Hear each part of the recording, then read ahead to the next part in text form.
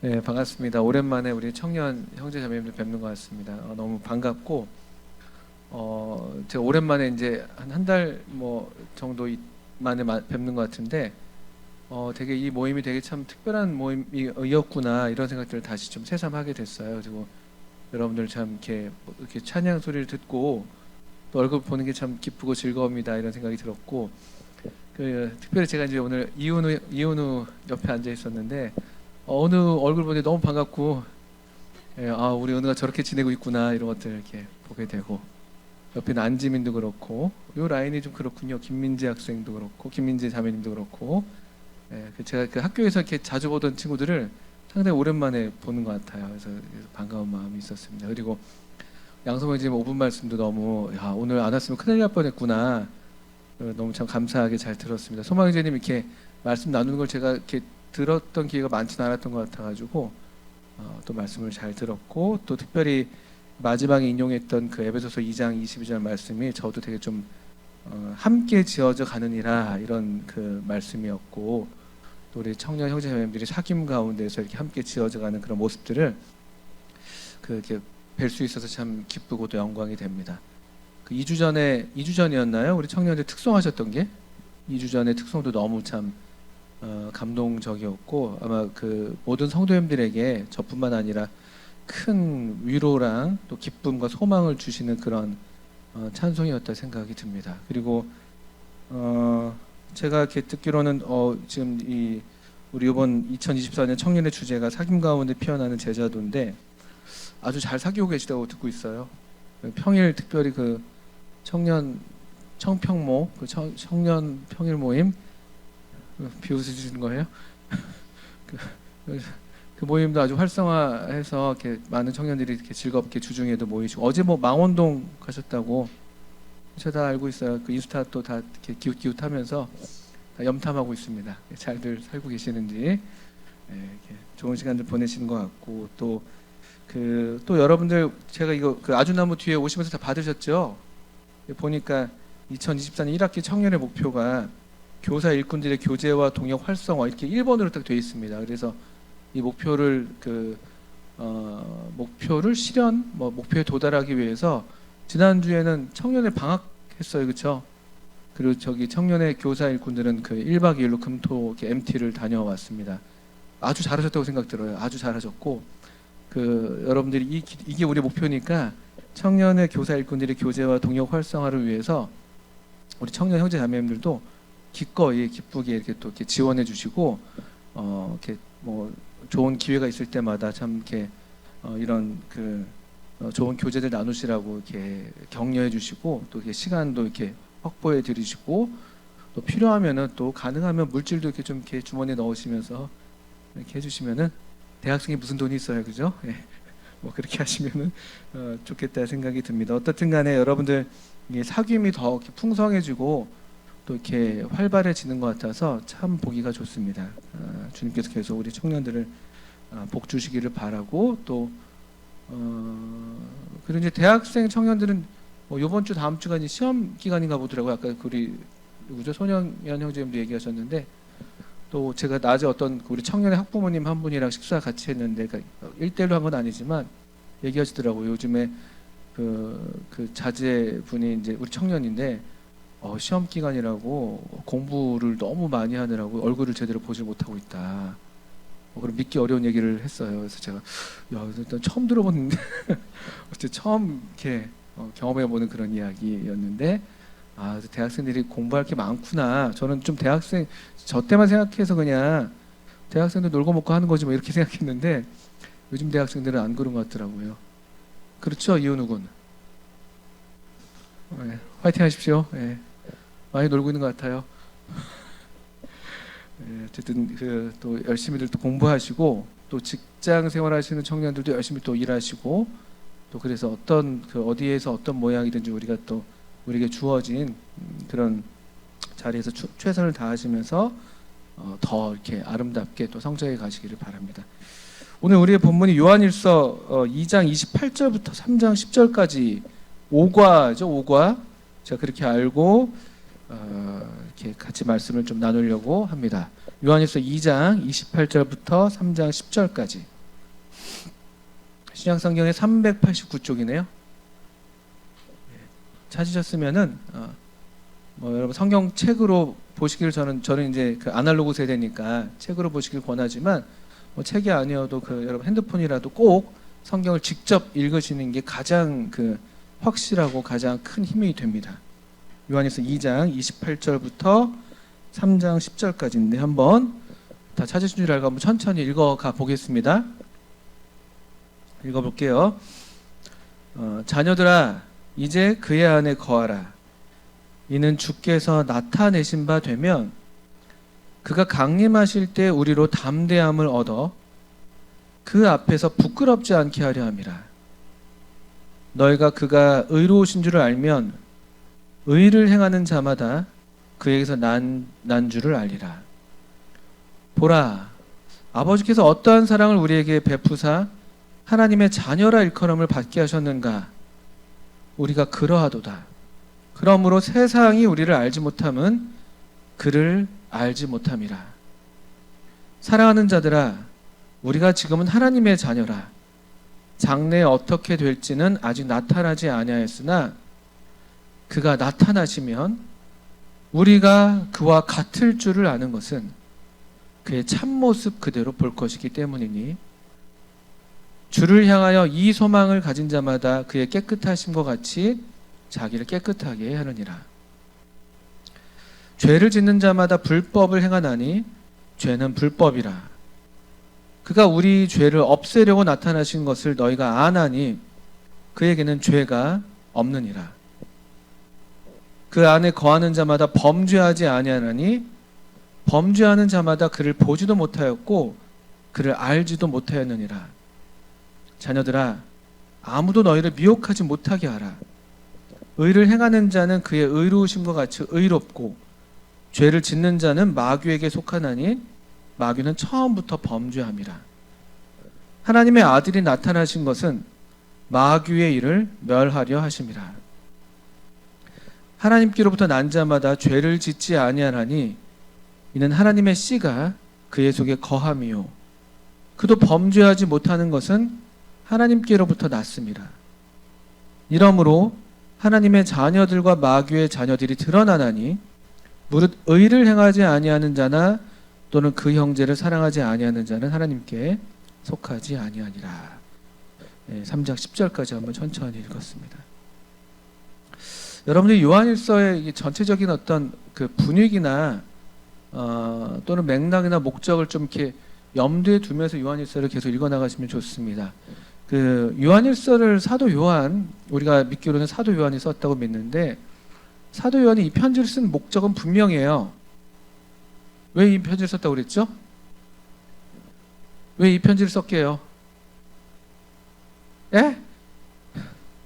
요한일서 1장 4절을 보면 목적을 밝히고 있습니다. 우리가 이것을 쓰면 왜 썼다고요? 우리의 기쁨이 충만하게 하려 함이라. 또는 뭐 다른 그 약간 나나주나 다른 번역본에서는 우리 대신에 너희라고 번역하기도 합니다. 너희의 기쁨이 충만하게 하려 한다. 그리고 또 우리의 기쁨이 충만하려고 한다. 그리고 3절에 그 4절 앞에 있는 3절에 보시면 우리가 보고 들은 바를 너에게도 전함은 너희로 우리와 사귐이 있게 하려 함이니. 이 사귐은 우리의 사귐은 아버지와 그의 아들 예수 그리스도 더불어 누립니다 하면서 사귐과 기쁨, 이게 이 편지의 목적이에요. 다시 우리 좀 잘 사귀어보자 라고 이 편지를 쓰는 것이고, 또 그렇게 우리의 사귐이 그 아버지와 그의 아들 예수 그리스도 더불어서 누리는 그 사귐으로 회복되게 해서, 그래서 우리가 다 함께 기뻐하자, 이렇게 지금 목적을 갖고 쓰고 있습니다. 그리고 또 요한일서 5장 13절 또 보십시오. 이게 다 이제 맥락을 같이 하는 요한일서의 커다란 그 어떤 테두리가 되는 겁니다. 5장 13절, 내가 하나님의 아들의 이름을 믿는 너희에게 이것을 쓰는 것은 너희로 하여금 너희에게 영생이 있음을 알게 하려 함이라. 그러니까 영생이 있음을 알게 하려, 너희에게 영생이 있다. 또 그리고 너희가 우리와 더불어 또 사귐이 있게 하려 한다. 또 이 사귐은 아버지와 아들과 더불어 누리는 사귐이다. 그리고 그래서 우리의 기쁨이 충만하게 하려 한다. 이런 맥락을 같이 하고 있어요. 영생, 생명, 영생, 또 이 사귐, 기쁨, 이런 것들이 이제 이 요한일서의 커다란 그 테두리예요. 이 맥락을 여러분들이 그 염두에 두고 계시면 좋습니다. 그러니까 이건 그냥 단순한 어떤 교리를 변증하는 그런 변증서라든가, 말하자면 비문학 글이 아니란 말이에요. 비문학, 여러분 아시죠? 비문학, 이렇게 논설문, 설명문 같이 그렇게 읽을 책이 아니라 이런 대단히 좀 이렇게 정서적이고 기쁨이 충만하게 하라는 그런 분명한 목적, 또 어떤 그 삶이라는 신비에 대해서 그 전제하고 있는, 또 이게 사귐이라는 아주 관계적인 그런 것들이 이 편지의 전반적인 울타리라는 것을 염두에 두시면서 이 편지를 읽으시면 좋습니다. 그럼 우리가 계속 읽어오고 있는데, 요한일서 2장, 오늘 지금 우리의 본문이 28절부터 읽었는데, 특별히 28절부터 3장 10절에 여러분들이 읽으시면서 어떻게 느끼셨는지 모르겠습니다만, 약간은 이제 이 수신자들의 어떤 그 상태를 좀 짐작하게 할 만한 그런 표현들이라고 할까요? 그런 것들이 좀 있습니다. 이건 딱 그렇다고 말할 수 없지만 그런 것처럼 보이는 게 뭐냐면, 이를테면 2장 28절에 보시면 이 요한은 이 수신자들한테 주님 안에 거하라고 명하면서 그가 강림하실 때 우리로 담대함을 얻어 그 앞에서 부끄럽지 않게 하려 합니다. 이런 말을 하고 있어요.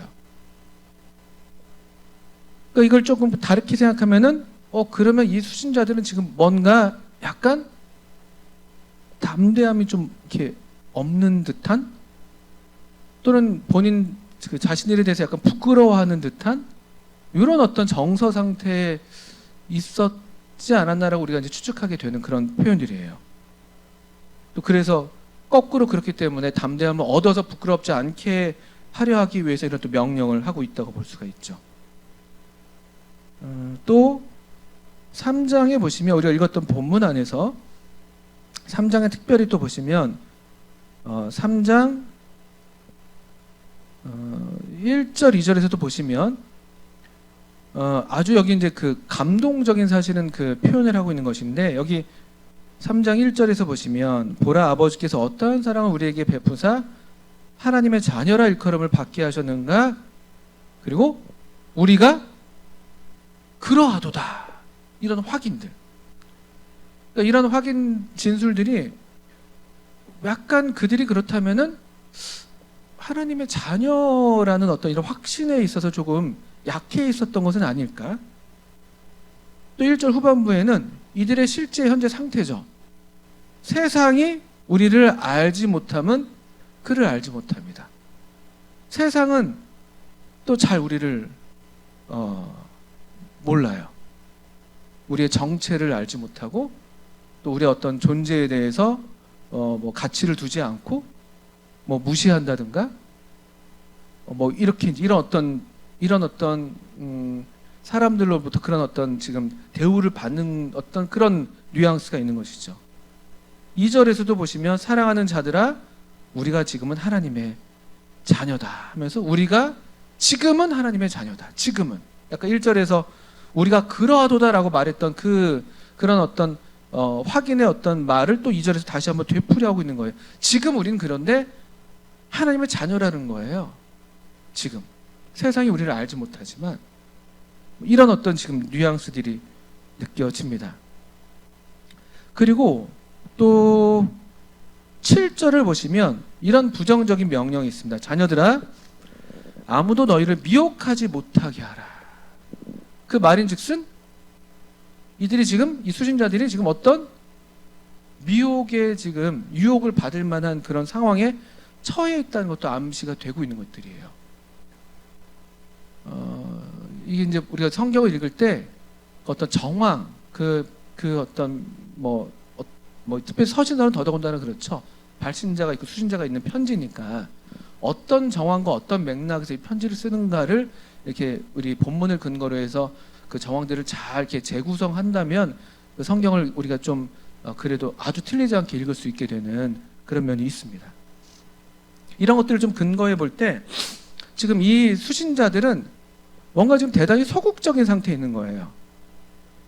부끄러워요. 부끄럽지 않게 하려 합니다. 또 담대함을 얻어 지금 담대하지가 못해요. 이 상태가. 그리고 하나님의 자녀라는 이 진리가 그들이 이 진리를 충분하게 좀 확신하지 못하는 것 같은 그런 지금 상태. 또 세상으로부터는 세상은 이들을 아예 알지 않아요. 아예 몰라요. 그리고 미혹받을 만한 그런 좀 상황. 그러니까 대단히 사실 소극적인 상황이죠. 그러니까 이런 상황은 이 요한일서 이 어떤 성경이든 다 그 시대가 비록 한 2000년 차이가 나지만 오늘날 우리에게도 이 성경이 여전히 하나님의 말씀으로 유효한 것은 이들의 경험이 그 시대에 그들이 겪었던 경험이 오늘날 우리의 경험과 크게 다르지 않기 때문에 그렇고 또 그래서 이런 성경이 이런 편지들이 성경으로 우리에게 전해지고 있는 이유가 또 그래요. 왜냐하면 우리도 사실 이 요한일서 당시에 이 편지를 받는 사람들과 크게 다르지 않아요. 어떤 맥락에서 그런가 보면 첫 번째로 28절에서 우리가 봤던 그들은 담대함의 부분 또 부끄러워하는 어떤 그런 면이 있었다고 지금 우리가 짐작할 수 있었는데 담대하다는 말이 뭐냐면 그냥 이렇게 뭐 우리 중에 담대한 사람들이 있죠. 겁 없고 막 그냥 무턱대고 덤벼드는 그런 사람들이 있을 수 있습니다. 기질적으로. 이승원 선생님 담대해 보이십니다. 갑자기 딱 네. 예수 믿길 천만다행이에요 진짜. 그래서 동네에서 만났으면 뭐 이런 그런 종류의 것이 아니에요. 그래서 담대하다는 거는 뭐 막 이렇게 막 문신하고 이런 게 아니라 뭐 칼 좀 뭐 이렇게 좀 껌 좀 씹고 이런 게 아니라 담대하다는 말이 뭐냐면요.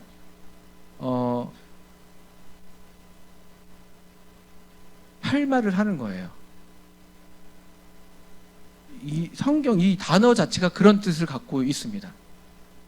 어떤 말을 하는 어떤 증언이라든지 고백에 있어서 뒤로 물러서지 않는 거예요. 특별히 그런 면이에요. 그런 의미의 담대함이에요. 그럼 왜 이 담대함이 그들에게 필요했고 왜 그들이 이런 것들을 잃어가고 있는가 보면요. 여기 위에 내용과 이게 다 연결이 되어 있습니다. 어떤 부분이 있냐면 여기 지금 29절이 이제 그의 안에 거하라 이런 명령으로 이렇게 시작되고 있어요. 그의 안에 거하라. 또 27절에 보시면 27절 끝부분에 보십시오. 너희를 가르치신 그대로 주 안에 거하라. 그렇죠? 주 안에 거하라. 너희를 가르치신 그대로 주 안에 거하라. 또 그의 안에 거하라.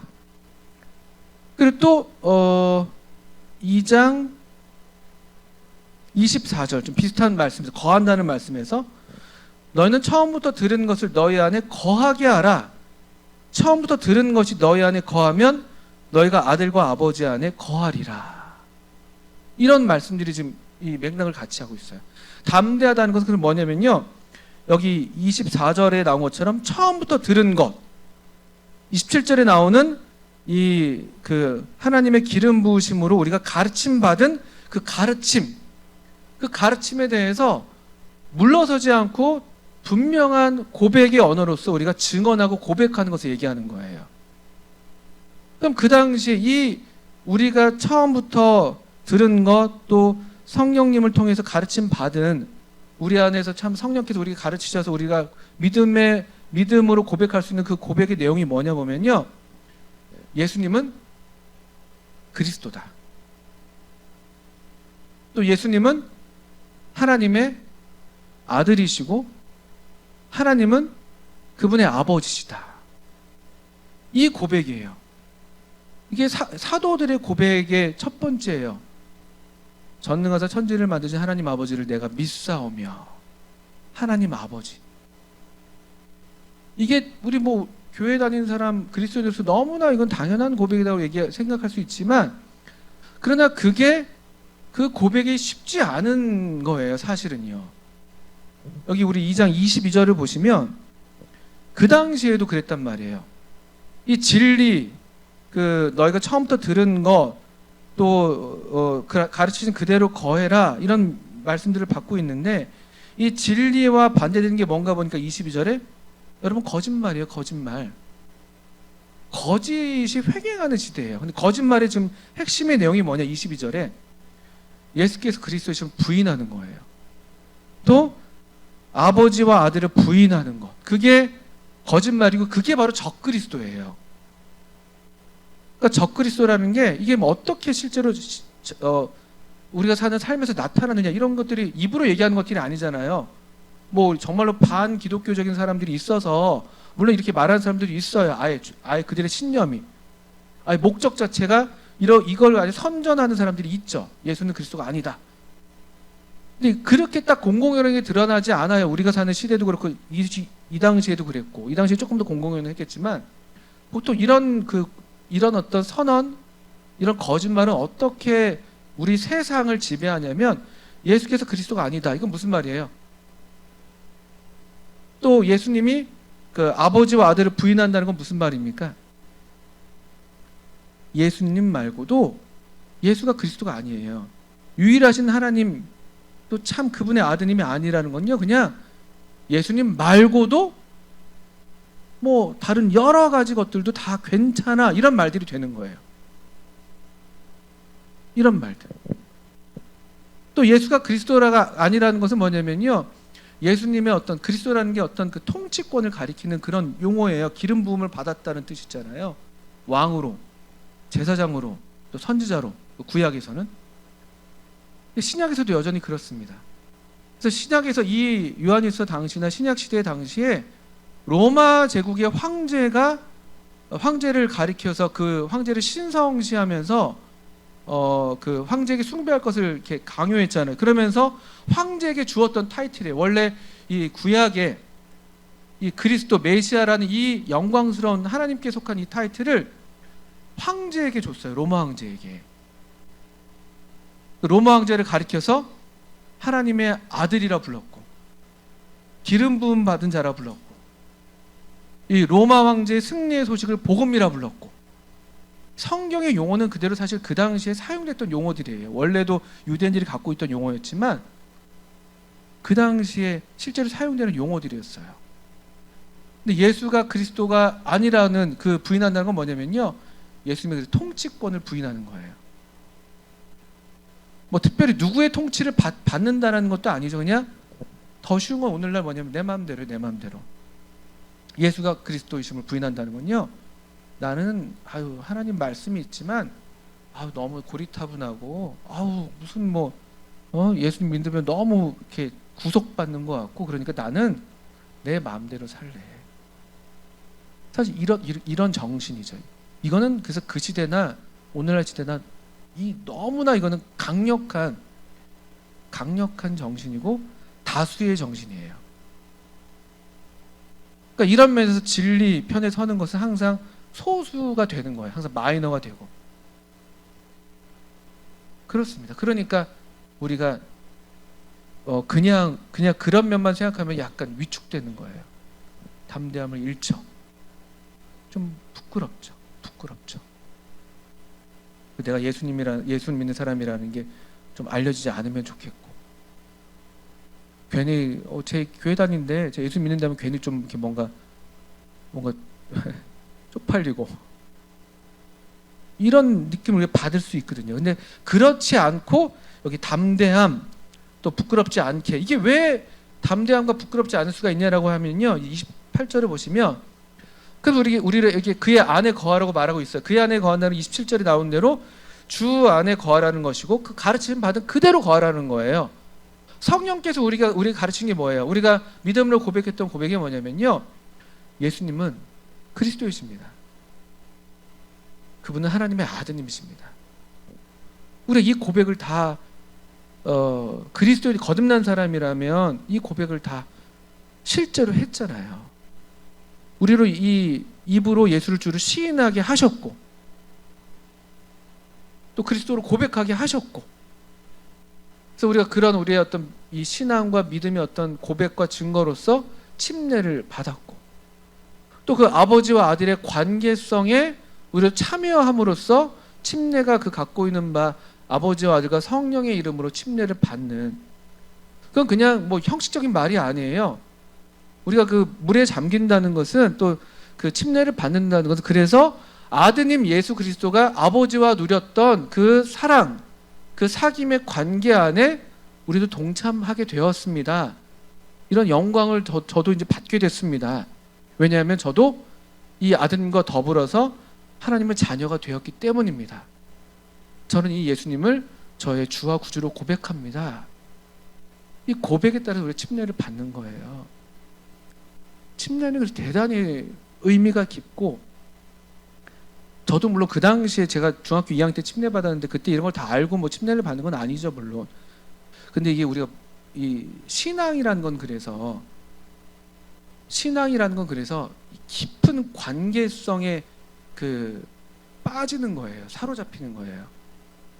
성경적인 참된 믿음은 그 사귐이에요, 사귐. 너에게 영생이 있음을 알게 하려 한다. 또 너희로 우리와 사귐이 있게 하려 한다. 우리의 사귐은 아버지와 아들 예수 그리스도 더불어 누리는 사귐이고, 그래서 우리가 기쁨이 충만하게 되는 거. 그러니까 이들은 좀 기쁨을 잃고 있었던 거예요.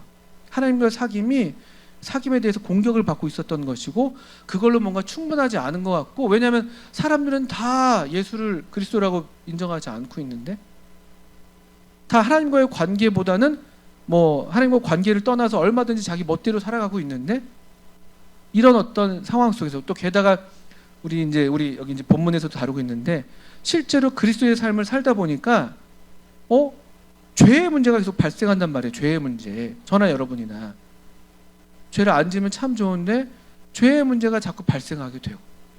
그래서 처음에 그 어떤 나를 이렇게 황홀하게 만들었던 그 기쁨들이 점점 희미해지는 거예요. 죄 때문에. 이런데 내가 어떻게 하나님의 자녀가 말할 수가 있어? 내가 믿는 믿음이 정말 이게 능력이 있는 건가? 이게 정말 맞나?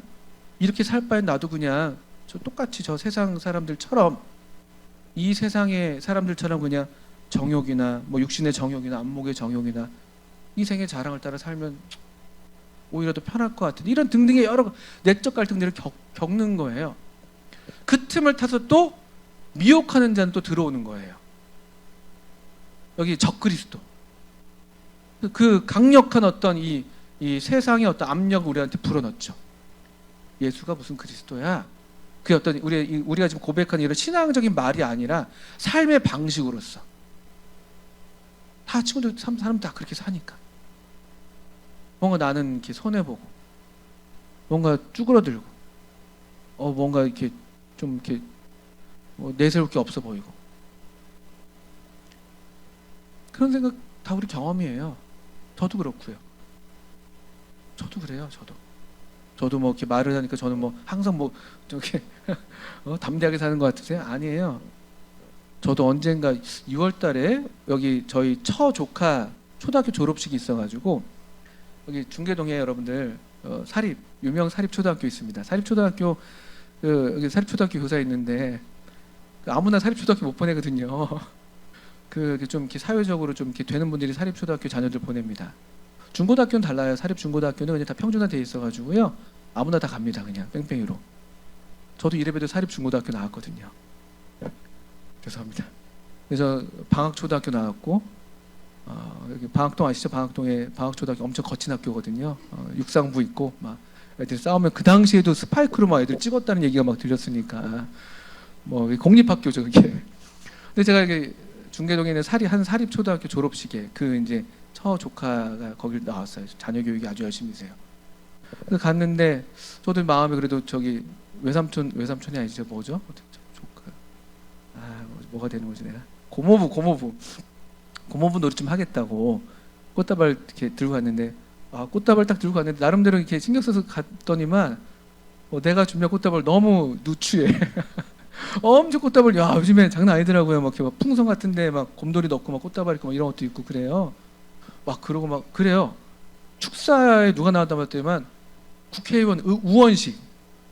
여러분 아세요? 노원구 국회의원? 노원구 구민들 여기 저기 누구시죠? 자매님 저기 잠깐만 이름이 배자매님 노원구 아니십니까? 예? 도봉구? 아, 김재섭이에요? 도나스. 아, 죄송합니다. 도봉구가 나온 스타 김재섭. 노원구 아니시구나. 노원구 그 우원식 국회의원이 축사로 왔더라고요. 나 초등학교 졸업식에 국회의원이 오는 거 처음 봤어. 그래서 아주 일장연설을 진짜 국회의원은 국회의원이더라고요. 말을 얼마나 청산유수하고 노래 부르더라고. 6학년 애들 앞에다 두고 새파랗게 젊다는 게 한미천인다면서 그거 아세요? 내일은 해가 뜬다 막 이러면서. 제가 지금 드리려는 말씀이 이게 아니라 갔는데 점심을 이제 먹으러 왔는데 저희 또 그 처남께서 이렇게 좀 저랑 장모님이 갔으면 가족끼리 오붓하게 먹으면 참 좋겠는데 거기도 사회적 커넥션이 다 있잖아요. 그 친구들 부모님이랑 식사를 같이 하는 자리에 저희도 같이 오게 했어요. 진짜 오랜만에 정말 이렇게 저희 항상 제가 주로 이제 크리스찬 커뮤니티에 주로 생활하잖아요. 직장도 그렇고 오랜만에 정말 날 것 그대로의 그 믿지 않는 분들과 대화 식사를 하는데 야 쉽지 않았어요. 그 웃어야 되는지 어떻게 되는 건지 그 대화들의 그 대화가 뭐 나쁜 대화를 하는 거 아닌데 쉽지 않아요. 괜히 마음 이상하게 저도 모르게 쭈그러들더라고요. 그 대낮에 그 좋은 차도 끌고 오셔서 그 중국집 갔는데 고량주 한 잔씩 하시더라고요. 그러면서 그 저한테도 술잔을 권하시는데 옆에서 우리 처남이 우리 저기 매제죠. 매제는 저기 교회 다녀 술 안 먹어 하는데 그 말이 되게 저도 먹어야 될 것 같고 이런 생각 드는 거예요. 막 뭐 이런 게 있어요. 저라고 왜 없겠습니까? 저라고 다 있어요. 되게 막 사람들 막 있어 보이고 막 아저씨들도 되게 저 같은 사람이 아니 되게 막 아시죠? 그게 상류계층의 뭔가 느낌에 항상 금 뭐 이런 거 막 반짝반짝하고 막 그렇단 말이에요. 그런 경험들 다 하는 거거든요. 그런데 우리가 다 이렇게 담대하지 못하고 쭈그러드는 경험들을 해요. 이 당시 사람들도 그랬고 우리도 그렇고. 근데 여러분 2장 28절에 그렇지만 그의 안에 거하라는 거예요. 그렇지만 예수님은 그리스도죠. 그럴 때가 있지만 그렇지만 우리 예수님은 하나님의 아들이시고 하나님은 아버지시고 그게 뭘 의미하냐라고 하면요. 이게 점점 이제 진리가 이제 분명해지는데 28절을 먼저 보시면 소망을 심어주는 거예요. 뭐예요? 지금은 그의 안에 거하라는 거. 지금은 여전히 지금 이런 상황에서도 여전히 그분 안에 거해라. 이 가르침 안에 거해라. 왜냐하면 약간 지금 그럴 수 있지만 이는 주께서 나타내신 바 되면 그가 강림하실 때에 우리로 담대함을 얻어 그 앞에서 부끄럽지 않게 하려 합니다. 우리가 정말 지금도 담대할 수 있지만 정말 그날이 되면 주님이 정말 나타나셔서 우리 눈앞에 정말 영광스러운 모습으로 그 실제로서 우리 가운데 나타나실 때 또 여기 강림하실 때 강림이란 말은 한자로는 뭐 내려오신다, 내려와 임한다 이런 뜻이지만 이 사용된 단어가 아주 중요한 단어인데 신약성경에서 특별히 왕의 도착과 체류 왕이 어느 지역을 가잖아요. 이제 출장 가시잖아요. 우리 뭐 순찰 가시잖아요. 전국 순례하시고 이런 것들 그런 때 사용되는 거예요. 그래서 왕이 오셨다. 또 왕이 도착하셨다. 또 왕이 얼마간 우리 마을에 머무신다. 이런 데 사용된 단어가 강림이라는 단어예요. 그때 그분의 정체도 드러나죠. 우리가 때때로 부끄럽게 고백했지만 우리가 그러나 부인할 수 없었던 저버릴 수 없었던 우리 그 고백의 대상 고백의 내용의 중심이셨던 그분의 정체가 이때 확실히 드러날 것이고 그러면 그때 우리가 얼마나 그분을 믿고 그분 편에 섰던 이 세상에서 비록 소수이고 때때로 뭐 그렇지만 또 3장 1절에 본 것처럼 세상은 그래서 우리를 알지를 못해요. 알지를 못한다는 게 우리가 없다는 뭐 그런 게 아니라 무시한다는 거예요. 우리를 없는 셈 친다는 거예요. 우리한테 가치를 두지 않는다는 거예요. 근데 이때가 되면 우리가 담대하게 지금은 좀 우리끼리 속삭일 때도 있고 속으로 말을 삼킬 때도 있지만 그때는 정말 우리의 이 믿음을 우리의 고백을 말의 말 분명하게 또 부끄럽지 않고 얼마나 담대하고 얼마나 영광스럽고 얼마나 자랑스럽겠어요. 지금도 그럴 수도 있지만 지금 우리가 설령 좀 못하는 면이 있다 할지라도 그때가 되면 얼마나 자랑스럽겠어요. 야, 내가 이분 편에 서길 잘했지. 이런 얘기예요. 그러면서 29절에 너희가 그가 의로우신 줄을 알면 의를 행하는 자마다 그에게서 난 줄을 알리라 하면서 의를 행한다는 어떤 우리 삶에 대한 얘기로 좀 넘어가고 있는 것처럼 보여요. 왜냐하면 이 의를 행하는 삶이 아까 여기 거짓말하는 사람들 또 이 비진리 편에 선 사람들의 삶과 다른 거거든요. 거듭난 사람들, 하나님의 자녀가 된 사람들은 그래서 사실 직관적으로 이걸 알아요. 사실 하나님에 대해서 모든 사람들이 갖고 있는 직관적인 지식은 뭐냐면 하나님은 의로우시다는 거잖아요. 하나님이 의롭지 않다면, 올바르지 않다면, 어떤 규범이나 기준에 맞지 않다면 그게 때때로 우리 생각이 우리 기준이 될 때가 있기도 하지만 그래도 우리 사람이라면 어떤 정의에 대한 그런 다 갈망이 있잖아요. 다 공평과 상식에 대해서, 공정과 상식에 대한 갈망이 다 있잖아요. 근데 그거에 미치지 못하면 우리는 사람이라도 거기에 미치지 못하면 그 사람한테 신뢰를 주지 않잖아요. 정치가 지금 그런 현상을 보이고 있는 거거든요. 근데 우리 직관적으로 아는 거예요. 하나님이라면 당연히 의로우셔야 되죠. 하나님이라면. 만약에 하나님이 의롭지 않다면 그분은 하나님이 아니라는 그런 어떤 우리 그 내적인 지식을 우리가 다 사람이라면 갖고 있어요. 여기 보면 근데 너희가 그가 의로우신 줄을 알면, 이건 모두가 다 갖고 있는 지식이라도 말할 수가 있고요. 또 성도들은 더더군다나 그렇죠. 그런데 의를 행하는 사람은 드문 거예요.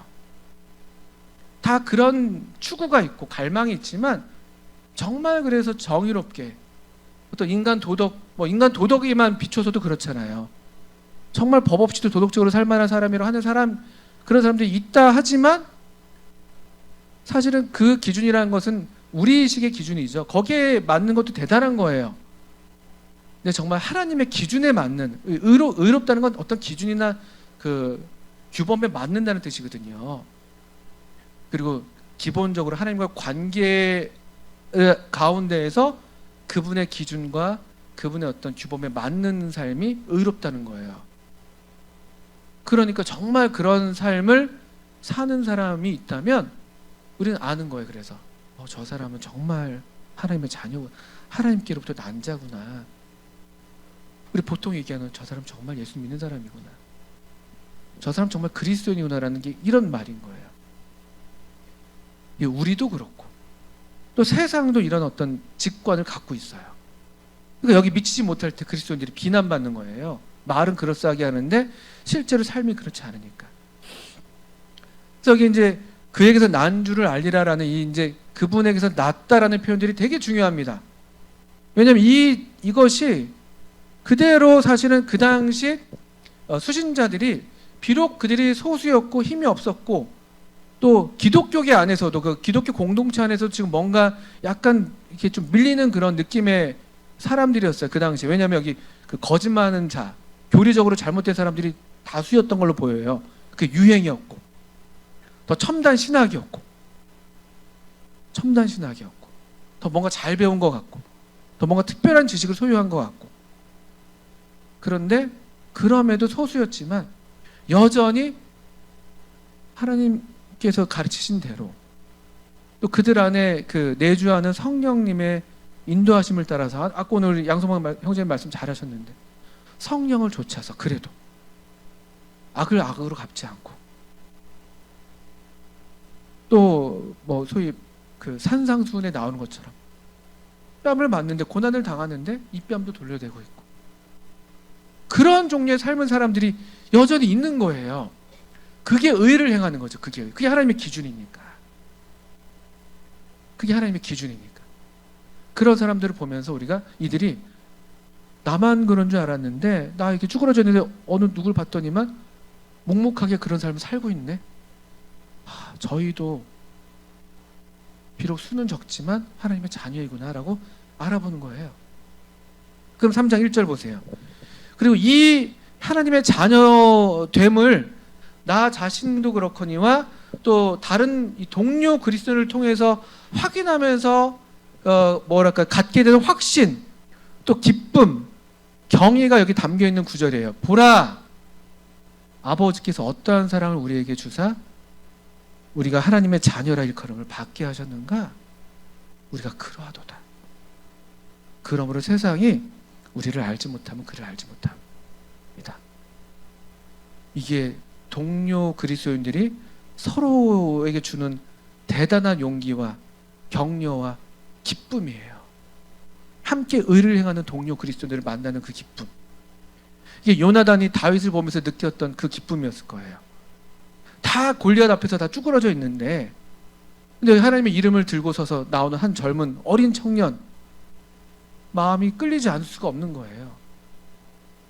이런 종류. 그러면서 그들이 확인하는 게 뭐예요? 그러면서 함께 다시 한번 이 경의에 찬 어떤 감탄을 하는 게 우리 하나님의 자녀잖아.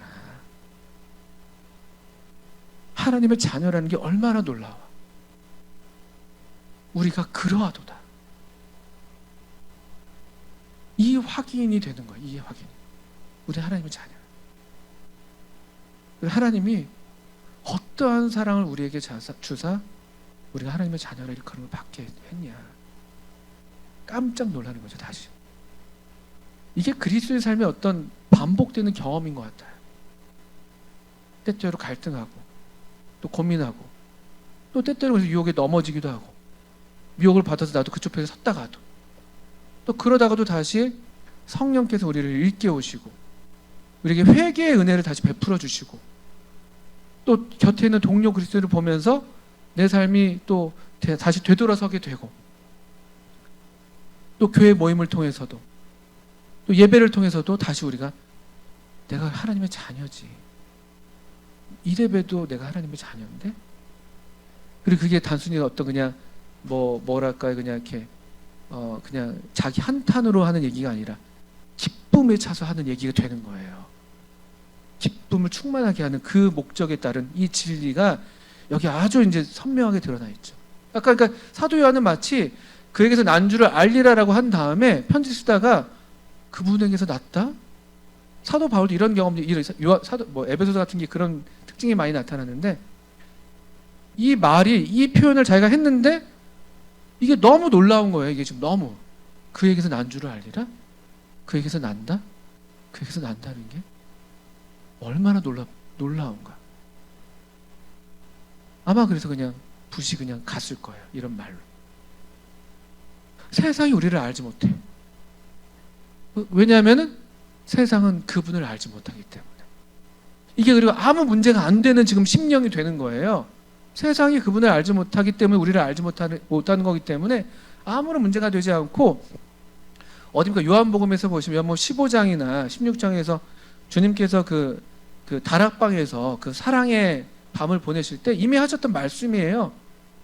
세상이 너희를 미워하는 게 크게 이상하게 여기지 마.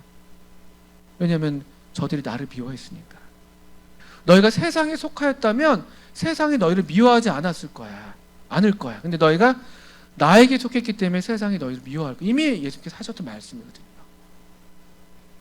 다시 이것들을 일깨우는 그 요한 스스로도 다시 확인하는 그런 말씀을 하는 것 같아요.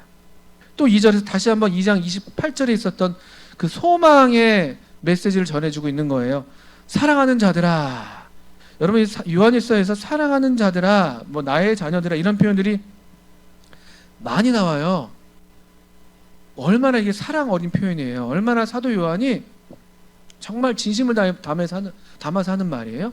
게다가 지금 아마 이 시점에서는 더더군다나 이게 어떤 그 극치에 달했을 것 같아요. 하나님의 자녀라는, 우리가 다 같은 하나님의 자녀라는 이 시대 가운데 이 어떤 동질감과 동료의식, 하나님의 가족으로서의 어떤 확인하게 될 때 사랑이 얼마나 솟구치겠습니까?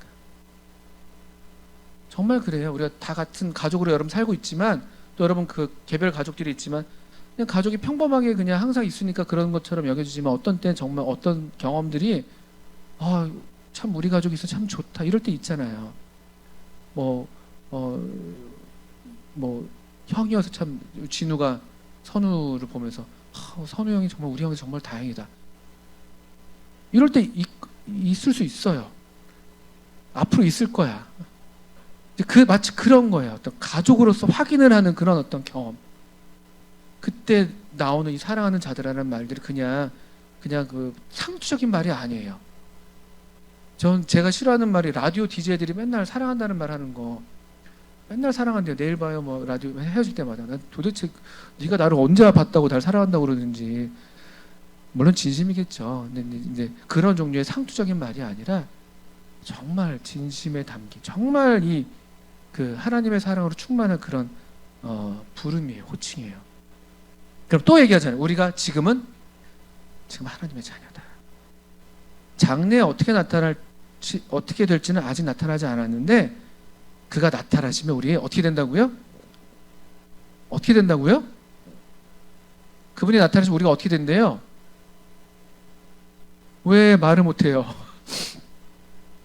그와 같을 줄을 안다. 그분이 나타나시면 우리가 그분과 같이 됩니다. 그분과 같이. 상상할 수 없는 약속이 우리한테 주어져 있어요. 그럴 수밖에 없어요. 이게 그렇게 돼야만 돼요. 왜냐면은 아까 2장 29절에 우리가 그에게서 낳기 때문에, 우리가 하나님의 자녀이기 때문에. 이게 당연한 이치 아니에요? 사람이 나오면 뭐가 나오는 거예요? 사람이 나오는 거예요. 사람이. 그러니까 그 욕이 얼마나 나쁜 욕이에요. 너는 개의 새끼야, 이런 욕들 하잖아요. 그 얼마나 나쁜 욕이 되는 거예요. 사람됨을 부정하는 거니까. 이치에도 안 맞고. 여기 이건 너무나 확실하고 당연한 거예요. 우리가 그분과 같이 된다. 얼마나 영광스럽게, 얼마나 죄가 없게, 얼마나 의롭게. 이 죄 문제를 씨름하면서 또 죄 때문에 이런 미혹을 받고 있는데 또 죄를 합리화하는 이 죄의 문제를 해결하는 것 같은 그런 거짓된 가르침이 귀에 솔깃솔깃하는데, 근데 그럴 필요 없다는 거예요. 지금 아직은 이 육신 가운데 이 세상에 살면서 이런저런 갈등과 고민을 겪지만, 그러나 어느 한 날 그분이 나타나시면 우리도 그분과 같이 변한다는 거예요. 그 소망을 품고 살아가는 거예요. 그 소망을 붙들고 살아가는 거예요. 그리고 그의 참모습, 옛날 성경에는 그의 계신 그대로 볼 것이기 때문이다. 그래서 여기 앞에서 그 거짓된 사람들이 자기가 하나님을 안다고 그러고 하나님을 사귄다고 그랬잖아요. 근데 그때 가면 그들은 아마 하나님께서 그들을 향해서 내가 너희를 도무지 알지 못한다 하실 거예요. 불법을 행하는 자들에 대해서 떠나라 하실 것이고, 우리는 참 하나님의 자녀된 우리는 그분이 계신 그대로, 고린도전서 말씀을 빌면 얼굴과 얼굴을 맞대서, 또 요한계시록 3장에서 그 라오디게아 교회에게 요청하셨던 것처럼 함께 더불어 먹고, 한 상에서 더불어 먹고 얼굴을 마주보고, 한 가족의 이미지, 그의 계신 그대로 보는, 이 우리의 소망이에요. 이 소망을 우리가 갖고 있고요.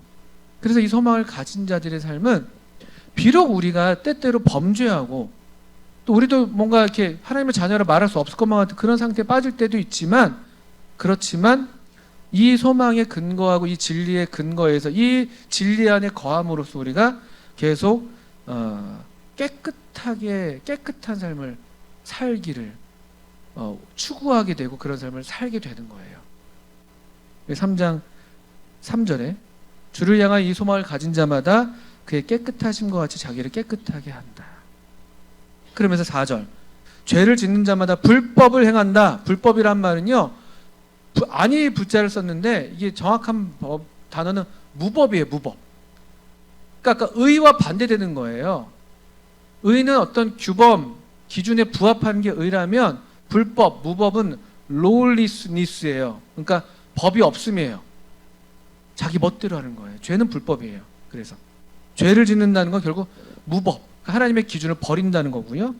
근데 왜 죄를 짓는 자마다 불법을 행하고 죄는 불법이고, 또 6절에 보시면 그 안에 거하는 자마다 범죄하지 아니하고, 또 9절에 보시면 하나님께로부터 난 자마다 죄를 짓지 아니한다 이렇게 되어 있는데, 이거는 그럼 어떤 의미가 되냐면 그러면 이 진리 안에 거하는 자마다 범죄하지 않는다고 했는데, 또 하나님께로부터 난 자마다 죄를 짓지 않는다고 했는데, 난 그래도 죄가 여전히 있잖아요, 죄를 범하고 있잖아요 라고 이제 우리가 질문을 하게 되잖아요. 또 그 문제 때문에 이런저런 씨름을 하면서 미혹을 당하기도 하고 쭈그러지기도 하고 뭐 그런 것인데, 여기서 범죄하지 않는다 6절에, 또 9절에 죄를 짓지 않는다, 또는 8절에 죄를 짓는 자마다, 여기에 사용된 그 단어 동사의 시제가 다 현재형이라는 것을 여러분들 아실 필요는 있어요.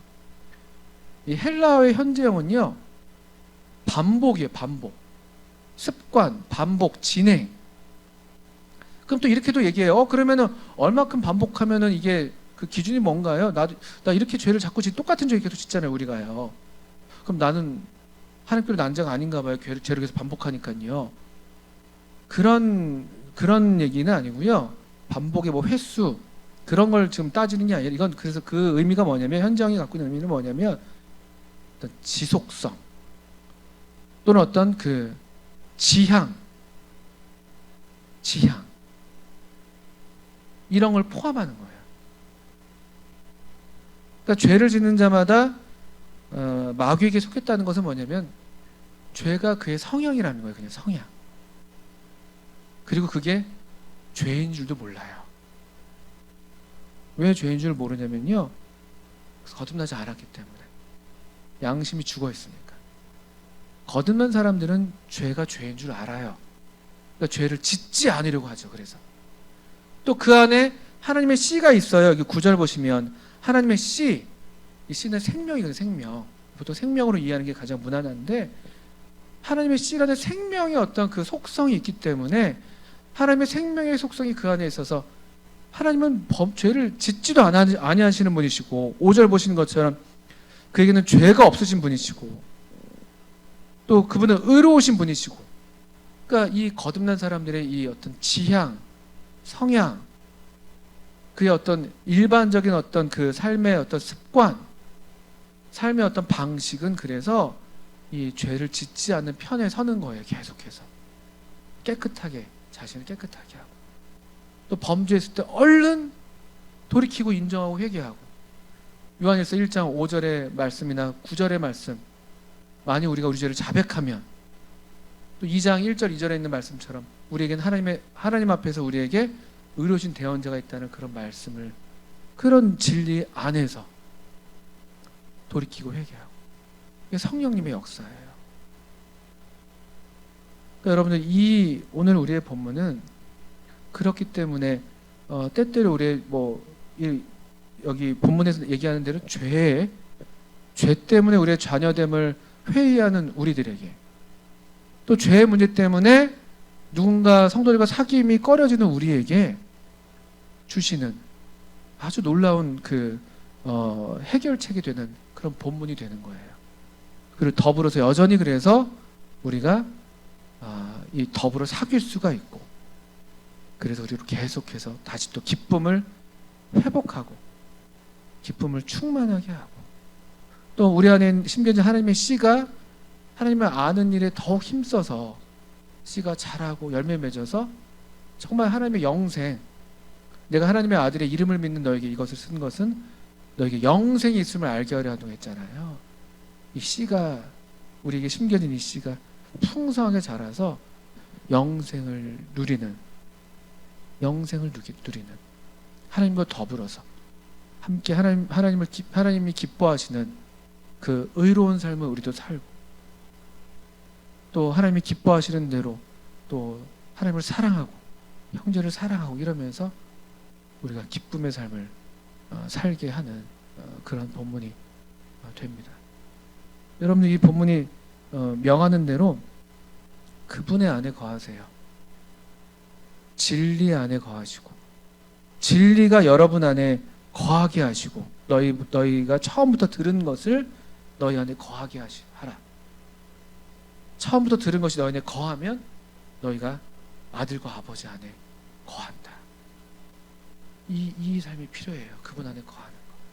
이 진리를 주장하고 이 이 진리를 계속 묵상하고 이 진리의 말씀을 부지런히 읽고, 그럼 진리 안에 우리가 거하게 되는 것이고, 진리가 또 우리 안에 거하면서 우리가 하나님과 그 아들과 아버지 안에 거하는 그런 기쁨의 삶을 살 수 있어요.